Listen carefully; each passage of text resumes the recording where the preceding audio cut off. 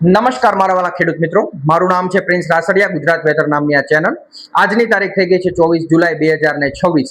તો કે મિત્રો, ગુજરાતની અંદર જે છે વરસાદનો મુખ્ય રાઉન્ડ હાલ ચાલી રહ્યો હોય તો હવે ઘણા વિસ્તારની અંદર ખૂબ સારો વરસાદ પડી ગયો છે.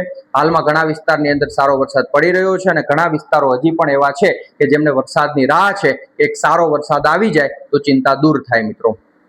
પણ હાલ અહીંયા નોંધવાની બાબત એ છે કે હાલ જે છે સમગ્ર ભારતમાં ચોમાસું સક્રિય થઈ ગયું છે, પણ હાલ ગુજરાત ઉપર જે છે ચોમાસાનો ખૂબ અતિ પ્રભાવ પડી રહ્યો છે. એટલે કે મોટા ભાગના ઘેરા વાદળો જે છે એ ગુજરાત ઉપર મંડરાઈ રહ્યા છે. એટલે કે ખૂબ આમ ગણો તો એક ચિંતાનો વિષય પણ છે અને એક ગણો તો આનંદના સમાચાર પણ છે કે સમગ્ર ગુજરાતની અંદર હાલ સારા વરસાદ થાય એવા ચિત્ર જે છે બહાર આવી રહ્યા છે મિત્રો. પણ ખાસ જે વિસ્તારો, જે જિલ્લાઓ જે છે કે એ વરસાદના સીધા પ્રભાવ એટલે કે સિસ્ટમના સીધા પ્રભાવમાં આવતા હોય ત્યાં ખૂબ ભારેથી અતિ ભારે વરસાદ અમુક વિસ્તારની અંદર પડી ગયો છે, અમુક વિસ્તારની અંદર પડી રહ્યો છે અને આજના દિવસે પણ આ વરસાદ ચાલુ રહેવાનો છે. એની ખાસ નોંધ લેવી મિત્રો, તો કે જે વિસ્તારો જે છે અસરગ્રસ્ત છે, પૂરગ્રસ્ત છે, તો આ વિસ્તારના લોકોએ ખાસ સાવચેત રહેવાની જરૂર છે. જીવન જરૂરિયાતની વસ્તુઓ જે છે પોતાની પાસે રાખવી, જેથી કરીને આગળના સમયમાં આપણને જે છે મુશ્કેલી ન પડે.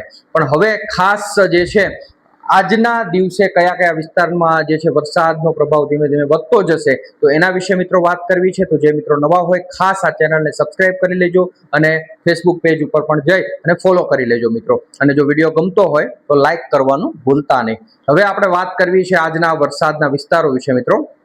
તો કે દક્ષિણ ગુજરાતની અંદર છેલ્લા 2-3 દિવસથી જે છે સિસ્ટમનો સારો પ્રભાવ હોય ત્યાં ખૂબ સારા, આમ ગણો તો જે છે ચિંતાના સમાચાર પણ છે કે વલસાડનું કપરાડા છે ત્યાં ખૂબ ભારે વરસાદ નોંધાયો છે મિત્રો. 45 ઇંચ આજુબાજુના આંકડા આવી રહ્યા છે. 45 ઇંચ ખૂબ વરસાદ કહેવાય મિત્રો. પાણી ક્યાંય સમાય નહીં એવો જે છે કે માહોલ ઊભો થતો હોય છે મિત્રો. તો કે જે છે વલસાડના આમ તો મોટા ભાગના વિસ્તારોની અંદર 15 થી 20 ઇંચ ઉપરના આંકડાઓ આવી રહ્યા છે અને ખૂબ ભારેથી અતિ ભારે વરસાદ છે ત્યાં નોંધાઈ રહ્યો છે. નવસારી હોય, સુરત છે, આ વાપી છે, આ તમામ વિસ્તારોની અંદર, વાપીની અંદર પણ ગાડીઓ આખી ડૂબતી હોય એવા ચિત્રો પણ સામે આવ્યા હતા. તો કે ખૂબ ભારે વરસાદ પડી રહ્યો છે મિત્રો. હવે એ સિસ્ટમ જે છે ધીમે ધીમે થોડુંક મધ્ય પૂર્વ તરફ અને ઉત્તર તરફ ખસવાની શરૂ કરશે મિત્રો. હાલ જે લોકેશન જે છે એ સિસ્ટમનું મધ્ય પૂર્વ ગુજરાત અને ધીમે ધીમે એના બોર્ડર કાંઠાના વિસ્તારોથી નજીકના વિસ્તારોમાં આ સિસ્ટમ દેખાઈ રહી છે. પણ હવે તે ઉત્તર ગુજરાત તરફ આગળ વધવાનું શરૂ કરશે. હવે જેમ જેમ તે ઉત્તર તરફ આગળ વધશે તેમ તેમ જે વરસાદના વિસ્તારો જે છે શિફ્ટ થશે અને મધ્ય પૂર્વ ગુજરાત અને ઉત્તર ગુજરાત તરફ જે છે વરસાદના વિસ્તારો વધી શકે છે. એટલે કે ત્યાં હવે ભારે વરસાદ વાળા ક્ષેત્રો વધી શકે છે. આપણા આગળના વિડીયોમાં પણ કીધેલું છે કે ભાઈ હવે વરસાદ જે છે ઉત્તર ગુજરાતમાં પણ સારો થવાનો છે, મધ્ય પૂર્વ ગુજરાતમાં પણ સારો થવાનો છે અને ગઈકાલે મધ્ય ગુજરાતનું અમદાવાદ સાઈડના વિસ્તારોની અંદર વિરમગામ છે, આ તમામ વિસ્તારોની અંદર જે છે ખૂબ સારો અને ભારે વરસાદ નોંધાયો છે મિત્રો. અને હજી વરસાદ જે છે યથાવત જ છે.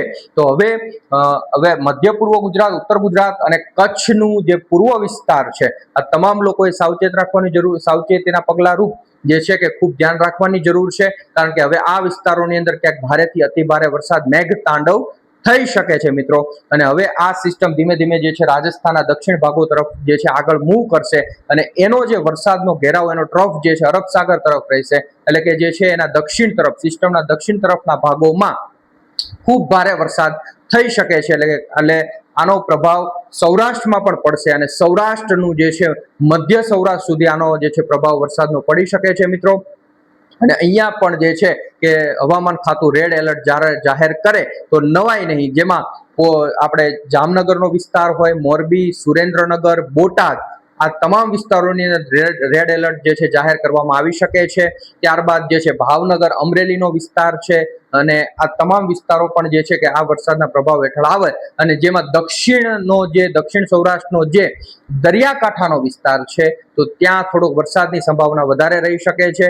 બાકીના વિસ્તારોમાં એના કરતાં થોડું પ્રમાણ ઓછું રહી શકે છે. પણ હજી હાલ કહી ન શકાય, મોડલોમાં હજી પણ મતાંતર છે. અમુક અમેરિકન મોડલ સૌરાષ્ટ્ર માટે ખૂબ પોઝિટિવ છે તો બીજા યુરોપિયન મોડલ, અન્ય મોડલો થોડાક ઓછા પોઝિટિવ છે, પણ હાલ જે છે કે ઉપર નીચે મોડલોનું જે છે મતાંતર હોય આપણે પાકો ખ્યાલ ન આવે, પણ એક ચોક્કસ વાત એ છે કે સૌરાષ્ટ્રની અંદર પણ ખૂબ સારો વરસાદ જે છે આવનારા 2-4 દિવસની અંદર નોંધાઈ શકે છે.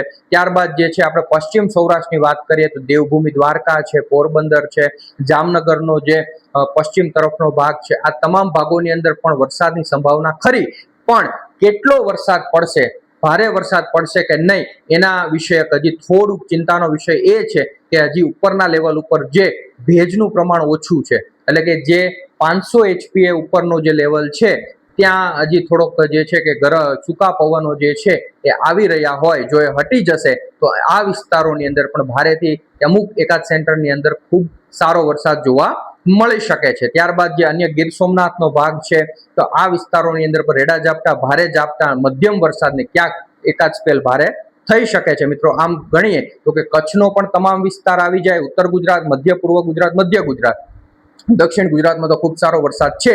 તો આમ તમામ જગ્યાએ જે છે તમામ ગુજરાતના વિસ્તારોને આ સિસ્ટમનો વધતો ઓછો લાભ મળે એવું હાલ લાગી રહ્યું છે. જે મિત્રો નવા હોય ખાસ આ ચેનલને સબસ્ક્રાઇબ કરી લેજો, મિત્રો લાઈક કરી દેજો, અને જે વિસ્તારની અંદર વરસાદ શરૂ થાય તો ખાસ કોમેન્ટ કરીને જણાવજો કે ભાઈ અમારા વિસ્તારની અંદર આવો વરસાદ થઈ રહ્યો છે, જેથી અમને પણ ખ્યાલ આવે. મિત્રો નમસ્કાર, ધન્યવાદ.